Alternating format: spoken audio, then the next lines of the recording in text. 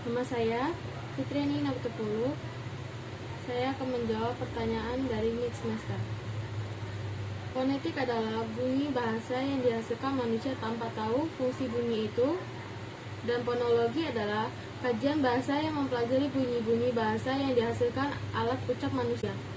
Kedua, prefix adalah suatu atau lebih dari satu suku kata yang diletakkan di bagian depan root atau kombinasi from. Contohnya possible ditambah buahan im menjadi impossible. Dan suffix adalah satu atau lebih dari suatu kata yang diletakkan di bagian belakang, seperti natur ditambah imbuhan belakang al menjadi natural.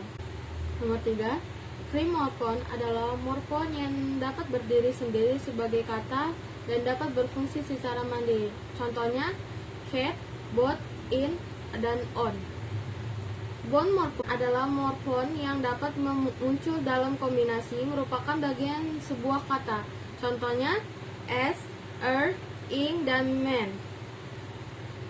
Semantik adalah studi tentang makna, referensi, atau kebenaran.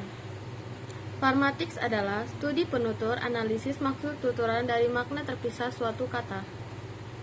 Nomor 5, hipernim adalah sebuah kata atau frasa gugus semantiknya atau artinya tercangkup dalam kata lain.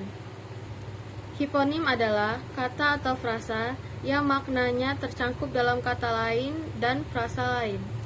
Nomor 6, social domain in sociolinguistik adalah variasi bahasa yang secara spesifik disebut sebagai dialek suatu bahasa yang disebabkan secara langsung oleh kesenjangan sosial dalam suatu bahasa.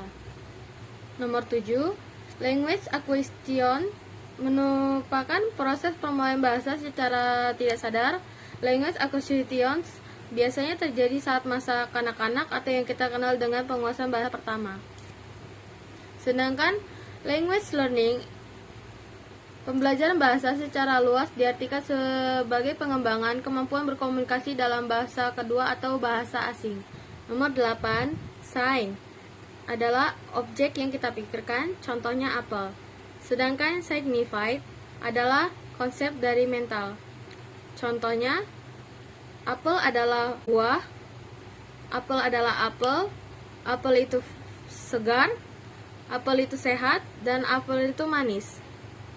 Sedangkan signified adalah fisik dari suatu benda. Contohnya, apel itu berwarna merah dan besarnya sebesar bola kasti. Nomor 9, sinkronik linguistik adalah mempelajari fungsi bahasa tanpa referensi ke tahap awal atau kemudian. Diakronik linguistik adalah mempelajari histori bahasa melalui periode waktu yang berbeda. Nomor 10, teoretikal adalah suatu proposal untuk melihat fenomena bahasa dengan cara tertentu.